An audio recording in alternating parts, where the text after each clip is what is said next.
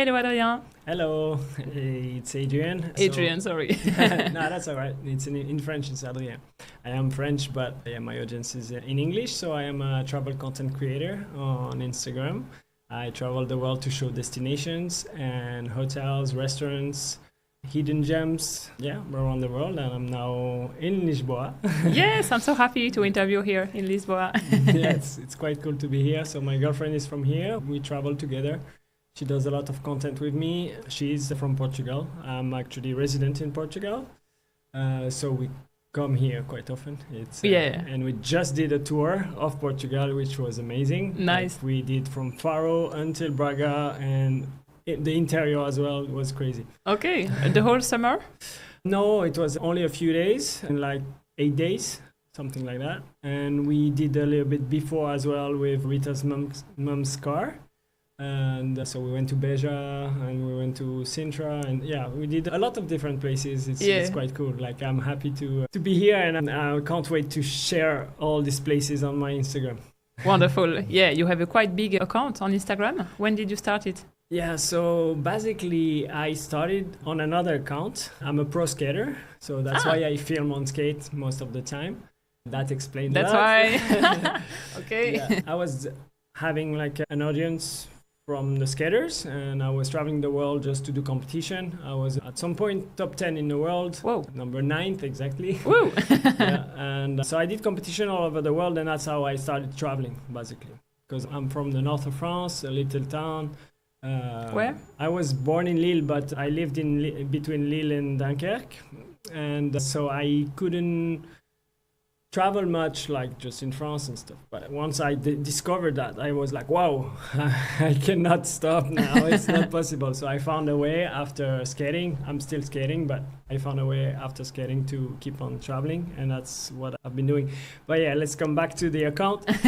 So I had an account about skating only, and all the people on this account wanted to see skating, but I wanted to show also traveling. So I showed some traveling content, like some travel content, pictures, videos, and it was not working. And I was like, maybe my content is not good. So I did like push it and learned how to create good content, and I finally got a little bit better in reach, but it was not so great in engagement. So I was like, there is something that is off. And then I realized after 3 years.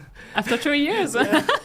You waited so long? The audience was not the right audience, so I just switched to a travel account, and then it blew up because I already knew how to create the good content, because I forced myself for 3 years to like be good, be consistent, learn everything about it, and I was like already working into content creation, but a different aspect, because for rollerblading, for example, I released some DVDs and stuff like that back in the day to promote like skate shops, brands. And I also worked in a lot of clubs. Okay. And like famous club, like VIP club, big clubs in Germany, in Luxembourg. And for skating? No, I was not on skate. Just clubs like discotheques. Ah, okay. Like nightclubs. Okay. So I was doing their content. Yeah. So mainly for big occasions like New Year Eves, or if they have someone coming in, like a group or celebrity. Celebrity bands, whatever. Okay. It's the worst. Working in nightclubs is the worst because people are drunk. Yeah. The lights keeps on moving. It's really low light, so it's the best to learn. Yeah, it's challenging. Yeah, but it's the best to learn, but then when you are in the moment, it's really hard. But once you learn that, you can work do anywhere. whatever. Yeah. And now it became really easy because I just work with an iPhone. Yeah, it's crazy. Just one iPhone, and then... Because I used to have like a big camera, big gimbal, the one I use in clubs. It was...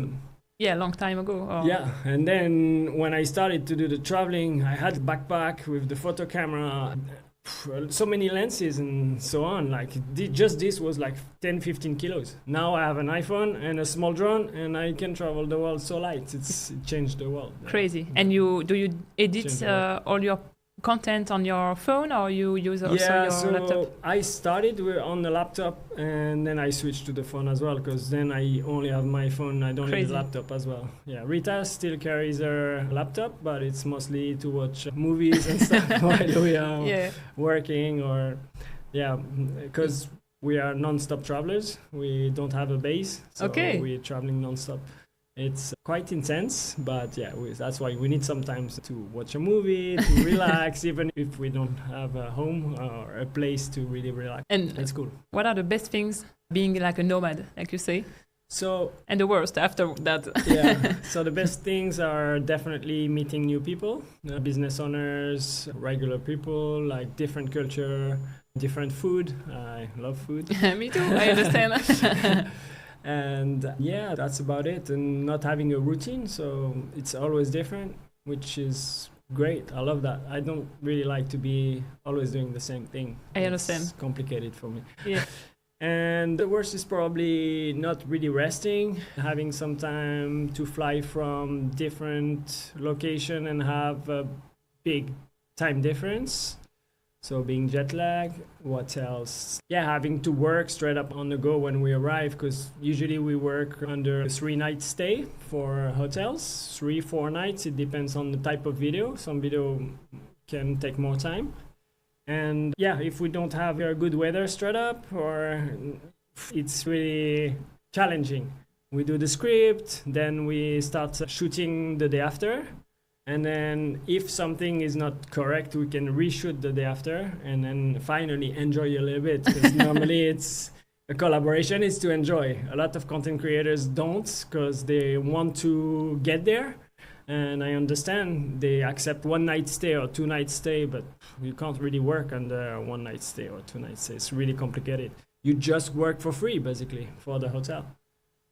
Yeah, most of the time you go 3 nights, 3 or 4 nights, it depends. Yeah. And you create, so because you have your own account, and it's crazy because just before the podcast, I had another guest, he just told us, it's crazy, I've been to this hotel thanks to you. Yeah. So just right now, yeah. It happened. Yeah, so you create the content on your account, that brings guests, customers to the hotels. But also, do you create content on top of it for the hotels? Yeah, so it will depend on the contract. So we can do exclusively for the content for the hotel. That's what we're going to do now in Morocco, for example, for Hazebrouck, which is a hotel in Essaouira. Yes, I know the name. We create the content for them and then they post and they do whatever with the content. Okay. But it's all prepared with the song, with like even the carousels, everything is really just ready to click and post. Wonderful. Yeah.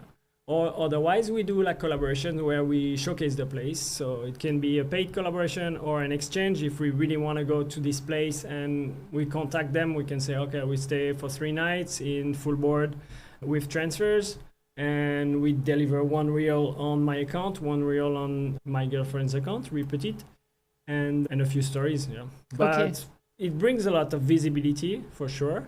For them. But it's complicated to show an ROI. The return on investment, because it's a lot of visibility, but you never know when people will book. They can save the post and book in 3 years. So it's like kind of poker for the business owners. It's where it's hard to talk with them and explain that, because for them they really want return on investment right now. Yeah, the proof that it will bring customers. Yeah. And we see it all the time. Like when we go to Hazebrouck, there's always some people saying, I'm here because of you. Nice. And, so they tell. We did a few hotels because of you before also. And even Rita, someone told her like, I've done all the hotels you've been to, like crazy. In Morocco, all around. And we see it, so we know that it's there. But to explain or to showcase this, it's hard. And even here, like I said, the girl just right before this interview, she told directly, it's thanks to you, Rita, or you, I don't know. We went to this hotel in Porto, the Pestana. Voilà. And do you think you still need to convince people in that industry? Yes, because a lot of people don't understand how Instagram works, and also a lot of people that have fake accounts, fake followers, fake engagement. So it's hard for business owners to see what's good, what's not good, and how to take someone. Like Is it because of the likes? Is it because they are with the good audience? Or is it because they create something beautiful, but it might not work, but it's good for our... And also the format and everything. It's so complicated for them to understand. I want to do like courses just for business owners to understand Instagram and how to work with Instagram and how to work with content creators, because it's the future and they need it right now for sure. Every business owners need content creation, but most of them, they ask like agencies, and agencies, they just take the money and they don't do much. I can see that they post 3 times a week, which is not enough, usually photos, and it's static, it's not in movement, there is nothing like really... Sometimes it's even the wrong format. So many mistakes, it's crazy. So you want to teach them how to do it? Yeah, I would like to help them because I see that they are in a position that it's not comfortable. Like they want to do, they have a budget, but they don't know what to do. And even with the right people, they are scared. Yeah. But it's a good thing. So that's your next project? Yeah, next I think that's it's already where I'm going. Not fully. I am working on it. I've done already like some coaching, some group classes where I showcase how it works, like how they should work, how they can get more visibility with their content, are they doing mistakes already or not, and where they should go. Yeah. And what are the top 3 advice you would give to somebody who wants to start or boost Instagram account, either if it's travel or something else? Okay, so that's a good one. I would say that they need to keep consistency, and by that I'm not saying that you need to post every day, but at least if you start posting every week and then you stop for a month, that won't work. So you need to have something sustainable, and if you know how much you can do, and don't force yourself too much at the beginning because you're not going to be sustaining in the long term. Yeah, that's the first advice. That's really like... Start small but consistent and then increase. Yeah. So you today, for example, you post every day? No, I post less than I used to post because I grow already. Okay, but in the past, to in grow? In the past, to grow, I was posting every day. And maybe twice a day or so? Or? I never did twice a day, but I know a lot of accounts that can post even 5 times a day, and they grow a lot. But the problem is that after your reach goes down. Because people are fed up with seeing the same things. Now the algorithm is a bit different, so they give the chance to smaller account, which is really good. So don't hesitate to start now. It's a good moment for it, and they'll give lower views to big accounts, which challenges you. And then we have a lower engagement. So it's good in a way, and it's not so good for us as well. We build an account for long term, and then we don't have this visibility anymore. I can't complain. I have a lot of videos with over 1 million views, but when it doesn't work, it doesn't work. Like it reaches 20K or something. It's what I can do in stories. So it's already really nice for brands you promote. Maybe not for you compared to 1 million, but it used to be better. Yeah, for sure. 2-3 times minimum what I can get now in a bad day. Okay. Yeah. So we need to also push, get better, and have a hook and play the algorithm. Yeah. Because there is a lot of things to, like the rules, basically. There's rules on Instagram that you need to follow, and once you follow them, you can go can go big. And 2 other advice you would give to people starting? So 2 other advice is following what Instagram says. So every time there is like a new feature, just try it and try all the features. Go live, post regular posts, post reels. Don't focus on just reels, for example. And use the stories to be really close to your community. I don't do it myself, but soon after the podcast, yes. No, if you want to be like really authentic and connect with your followers on a human level, stories are really good. To speak with them, like a face cam. Exactly. Okay. I don't really do it because I show places and I don't want to show myself. But you could. I could, but that's not me and what I want to do in the end. And the third advice would be, let's say, if they want to do collaborations, they should start even when they are not so big, but when they know that they are doing good content. Because now, as Instagram gives a chance to everyone, an account with 1,000 followers, but that create good content can really blow up. And a lot of businesses are looking for small content creators rather than big ones because they are cheaper. They can do an exchange, for example, rather than paying. and maybe get the same result or better. So why not? Okay, thank you very much. And how did you start? You said I started a new account with travel only, and it bloomed. It blew up. It blew up really quickly. Really quickly, yeah. It's 6 months something. I had already 30, 40K or something like this. And then with time, I went like viral many times in a row. And then it went really up, yeah. It goes up and down. We're losing followers and gaining followers every day. The cycle of life. Yeah, exactly. And at that time, what did it help you? What content helped you to grow massively? I don't know if you remember. I got a few videos that got over 10 million views. Okay. Yeah, so this type of video definitely bring a lot of people between 10K to 20K in one go. Okay. But then it's mostly the consistency of having also a lot of other videos that would bring maybe 1,000 people or even 100. But if you keep on posting, you have more followers, of course. Okay. Yeah. And then when you don't post for a while, you lose followers, which is normal. Like now I don't post as often. I'm going to come back because I was on a trip and I didn't have much time. And I have a lot of places to post and I need to post. So it will come back. But now I'm losing followers, for example. Okay. Yeah. So do you feel sometimes a bit like, not anxiety, but do you feel some stress about the fact that you can't really disconnect for so long? Yeah, that's something that is complicated. That's why maybe I'm like thinking about going to other platforms as well. But I don't know, maybe some YouTube. But YouTube is the same. Like you need to start having a minimum of followers and then having a minimum of views, and then you can have the AdSense to get paid. So it's another process again for a few months, like giving away a lot for free, and then you can receive. So I didn't jump on it yet, but maybe in the future. Not yet. Yeah, because Instagram doesn't pay, so that's the main thing. Like to stay sustainable, we need to work with brands or work with clients that need content. Yes. So that's what we like the most, because I don't really like to promote brands because, for example, I don't know, I'm going to tell 3 of them, Coca-Cola, Starbucks, and McDonald's, for example. I would never work for them, even if they pay millions of dollars. I will never. Because I have my reason. I know that it's not good for the world. All these brands, they are not really good for the world. And you need to be careful when you work with brands. Yeah, exactly. And so I work with not a lot of brands. Like I work with brands that I already use their products. Like let's say DJI, for example, the drones. Yeah. They contacted me and I was happy to work with them. The micro also? Mic? Yeah, the microphone and the gimbal. So they do that. Insta360 also contacted me. But I didn't work with them because I don't like the 360 cameras. I didn't like the 360 cameras to edit and stuff. It's more work. Now, for example, Apple contacted me. Apple? Yeah. Okay. To post on their social media, and I didn't accept the prices.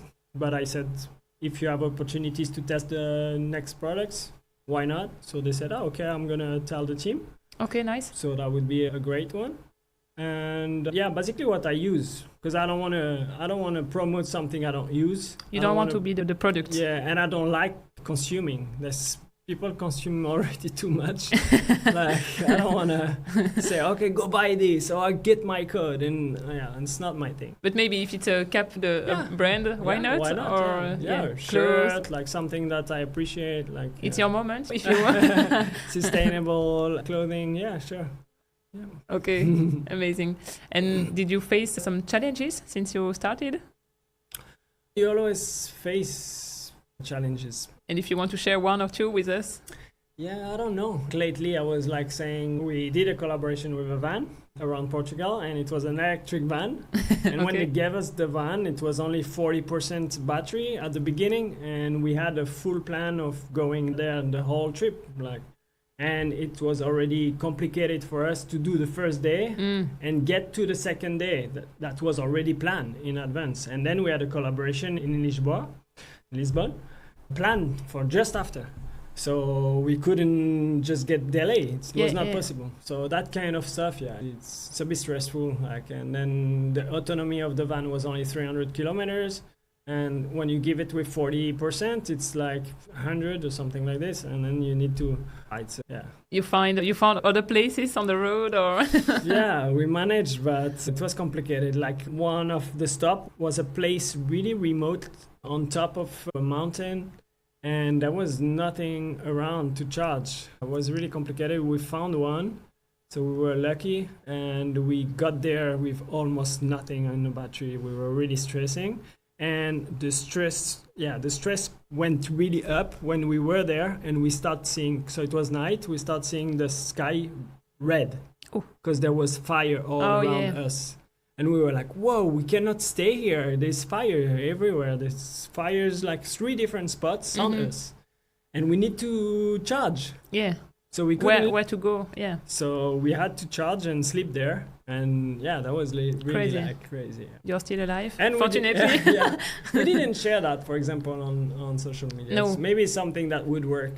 We shared that we were surrounded by fires, like we showed a little bit during the day, but the night we didn't share it. Yeah. So you face challenges on the road, but it's more linked to that kind of operational, I would say. Yeah, I think it's like stuff that you can't really plan. Like you can plan whatever you want for you, but anything that is not related to you, like them giving us the van and having a problem because the people right before had trouble with one of the wheel or something.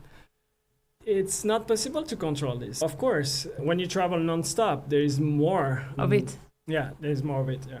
And it's sometimes really challenging, but we always manage. Yeah.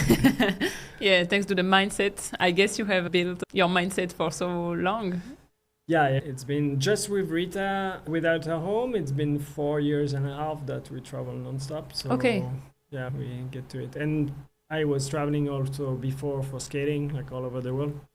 From Australia to China to America, and not speaking the language sometimes. Like I went in Moscow, I was by myself, and all I knew it was I'm on the blue lane for the metro. Okay. And I end up in another lane because there was 2 blue lanes. Oh no. And it was so challenging to speak with someone and find the other lane, and that was crazy. This kind of stuff, yeah, it happens. Like I was in Korea and I was at the restaurant and all the menu is in Korean. All the people were talking in Korean and I couldn't do anything. I just showed what someone was eating, and it happened that it was really spicy. I couldn't eat it. Oh, yeah, you couldn't know. Yeah, so you have a bit of challenge, but it's part of the thing, and then stories you will tell later on. So. And it's cool. Yeah, you always face challenges, but in the end you just make your life with it, and it's part of the journey of the adventure. Exactly, yeah. Like you said, you don't like routine. Yeah, exactly. Maybe that's why. That's totally different. Yeah, that's quite the opposite. It's challenging yourself again and again. Yeah. And Rita was already creating content when you both met? So yeah, Rita was creating content for a shop. So she was working in a shop, and the owner said, can you do the social media? So you can create a little bit of content for the new products we got in the store and everything like that. It was in London, and yeah, she started like this. She had her own account, but I think she had 1,600 followers or something like this when I met her. 1,600? Yeah. Okay, something at like the beginning. That. Yeah. And she was just posting photo of her vacation and stuff, nothing really serious. But she always liked to create content. She's a creative. She's a fashion designer. She was living in London, working for a store that needed content creation. So, of course, it was easy for her to switch. She's also a graphic designer, so everything helped. Yeah. So you started, and then she followed, and now you create content together. Yeah. Together. That's nice. I started my account Travel with Adrien at the same time, more or less, when we met. Okay. Yeah. Before that, I was on the other account, Adrien Anne, which is my rollerblading account. Yeah. Okay. Amazing. And what helped you the most, you think, during your entrepreneur journey? I think it's the people that you met along. I like to talk with people that are already performing well. For Instagram, it was like I was always talking with like bigger accounts and asking them how they got there and all that. Some would not answer and some would take the time, and I'm still friends with a lot of them. And yeah, it's a cool way to understand more or less the game and how to go from where we are to now and the future. Yeah, meeting the people and talking. Don't hesitate to talk with people. They open a lot of doors. If you stay on your own, it's a bit more complicated. Like Rita, she's more on her own. She wouldn't go too much to the people. Once it's live, she goes. She likes the people like her a lot. But she wouldn't like contact other girl content creation, like content on Instagram. It's not really a thing. Okay, so you just say hello, because I love to do it with, for example, for people who don't know how to do, you just say, hey, hello, I love what you do. And then what do you say? What's the best how did you do to grow your account? Like I asked you. Maybe not that way, but like saying, I really the content you're making. It's great. You got a lot of reach. When did you start it? And more, how did you get there? More than why did you get you're there? More the way to get the there. How, of course. And why did you start it, and why you keep on doing it? And it comes like, if they are making an income, they will keep on doing. Yeah, sure. It makes sense. So they will come to this, but you don't ask how much you make. You don't ask how many. I don't know how you get that many followers. I don't know. It's not really the right way to do it. Yeah. No, but that's because I wanted you to say a bit more. Yeah. Course, yeah, that's my first episode in English, so no worries. That's why also. Okay, thank you very much. And do you consider yourself as a content creator, entrepreneur, or you don't care about the words? It's a bit complicated, because even content creator now, it's like not cool, I would say. But there is worse. Sometimes we work with people and they say, you are an influencer. Yes, also, I didn't mention it. I am not an influencer. Or they are like, you're the blogger. No, I don't have a blog. So it's a bit complicated. Yeah, I create content, but there's a lot of different type of content creators and a lot of influencers, bloggers. So it's hard for people to understand what we are doing. And I don't know. I don't have a specific word, but I would use content creation, because that's what we do. We create content, either for us or for businesses. Yeah. And also entrepreneur, because you create your dream life. Yeah, of course, but somehow. But I don't really see myself as an entrepreneur. But because it's more it's my lifestyle anyway. Yeah. Okay. Yeah. I am also an investor, for example. Like now I invest money in different things. But I still say that I'm a content creator. Okay, nice. Yeah. And you invest in what kind of companies? I cannot say for the moment. But, privacy. Yeah. No, I invest in companies that will do business soon, but not yet. Okay, and like startups or... Yeah. Not yet, but I would say like a hotel, just to tell you more or less the style. And crypto as well. I invest in crypto because I am a believer. Not every crypto is good, but... Did you start at the beginning, in 2000? What is the beginning? I bought some Bitcoin at 15K, for example. Okay, okay. It's not the beginning, but 15K is still good, and I had like Ethereum at 1,200, something like this. Okay, so that was the time. Yeah. No, it's good, but I also bought a lot of shitcoin. Okay, but I guess it's the process also. Yeah, exactly, to learn. That's what I like. I like to try and learn, and you try, you fail, you start again, and that's how life goes on. So I lost some money with all the altcoins. But they are coming back now. They should. But just with Ethereum and Bitcoin over, so that's good. If you want to invest, just invest in Bitcoin. That's safe. Yeah, sure. Yeah. Thank you. What would you say to your younger self, I would say? Some advice? I don't know, because I'm pretty happy with the life I got. I never really listened to people. When I was at school, they were like, what do you want to do later on? Like in the future? And I was like, I want to be a pro skater. And they were like, that's not a job. I'm like, some people get money doing it. Oh, yeah? How many people in the world? So I start counting. I really took the magazines and all that. I took it seriously as a kid. Amazing. And I started like writing, and I was like, I don't know, maybe there was 30 people, 30 names. Okay, that's great. But how many in France? I'm like, okay. So I took my things again. I came back. I said, okay, there is like 14 or 16. Don't remember the exact number. And then they said, so you see, you count. I'm like, what? There is 16 people. Why I cannot? So that was like this. And my parents also pushing me to do work. But Adrien, you can't just skate. Like, you need to work. That's not how it works. That's not life. And I'm like, yeah, there is a living doing this. Like, there is a living doing other than what everybody does. And yeah, I'm happy that I did it. Yeah. I don't really have regrets, but if I wouldn't do this, I'd regret a lot. Yeah, for sure, my life, like being like working still at Intersport or Decathlon for all day, and it was good job. They let me go. Like I worked at Intersport, I worked at Decathlon, and they let me go on competition even and stuff like that. But after a while, I was like, everybody needs to take my shift because I'm going on competition all the time. I don't feel good about it. So I just quit and did skating full time, and it did good. Not like good money because it's a small sport, but I did decent money doing like videos, competitions and stuff like that. So I didn't have to pay for most of my stuff, like the clothes, the skates, sometimes the travels, the expenses.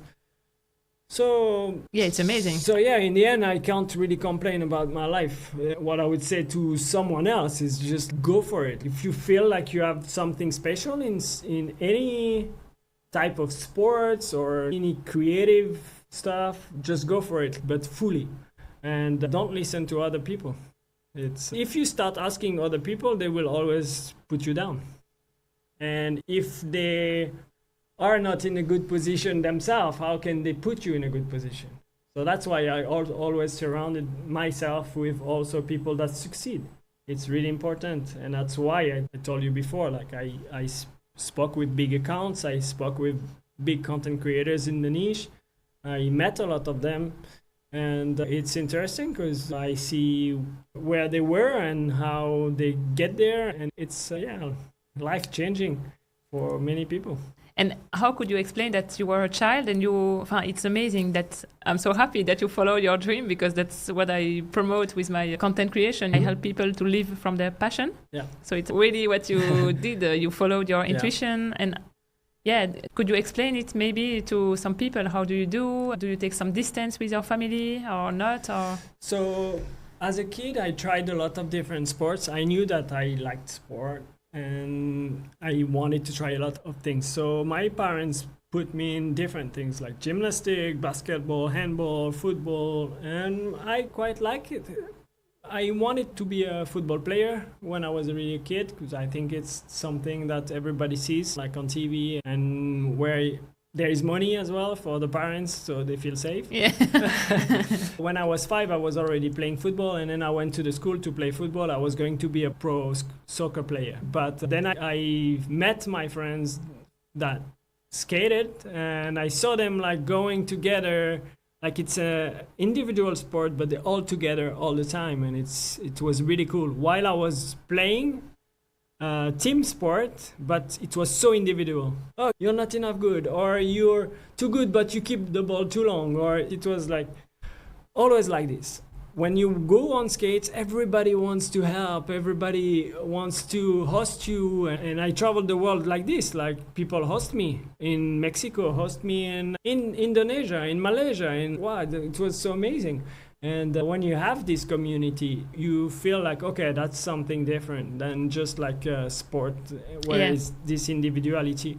So I switched and I got good at it. So I was like, okay, I want to push it further and be pro. And I did it. I cannot just stay in my town. I need to travel. I need to find some money to go to the competition. I need to meet the right people, and I meet the right people. I need to see the magazines. I went there.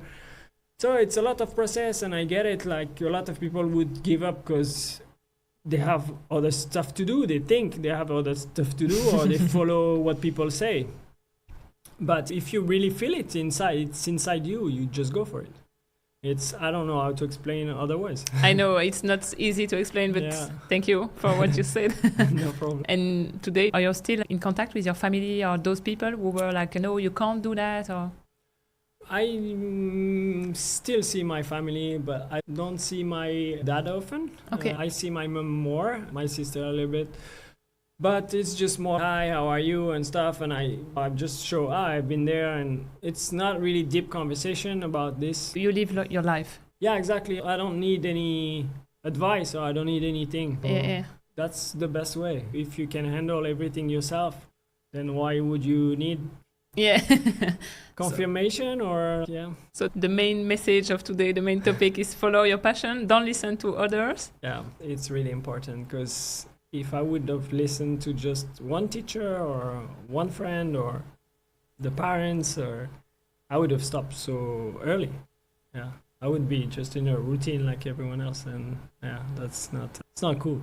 And what is the thing you are the most proud of? Is it this, or is there, if there is something else, I would be happy to know.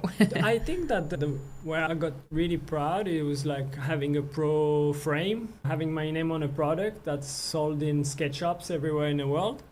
I think that was amazing. That was something, yeah, like an achievement. I was like, wow, I came from Hazebrouck in between Dunkirk and Lille, and I got like something with my name on it, and it sells worldwide, like from Australia to US. It was amazing. Amazing. Okay. Yeah. And today, do you have a lot of feedback of people following you, like saying, I've been there, thank you? A lot of people say, I serve this place and I'm gonna go, or how is this place because we are planning on going, or I've been there because of you. And yeah, it's also amazing. It's a good feeling. Rewarding. Yeah, it's rewarding. Okay, thank you. And do you have a mantra to share? Mantra? Like a quote or something you keep in mind, or like a routine, or not a routine, but something that is always with you? Yeah, I don't know. I don't really have something like... Or like a tattoo to remember something. I don't know. No, I don't have any tattoos. But I like to ask this question, but if you don't have it, okay. It's just your intuition. No, I don't have anything special, or any routine, or any... I know that some people are doing yoga in the morning or special things and they feel better, or meditation and stuff like that. I don't really do that. Sometimes I just relax in a place in nature, but I don't have something special that I follow. Yeah, okay. Yeah. Thank you. And where can we follow you on Instagram? I will put the link. But so it's Travel with Adrien. Wonderful. But with an E, not with an A, because I'm French. Okay. Thank you very much for everything. Yeah. See you soon. And thanks for having me. We will follow you on Instagram. Thank you, Adrien. Thank you.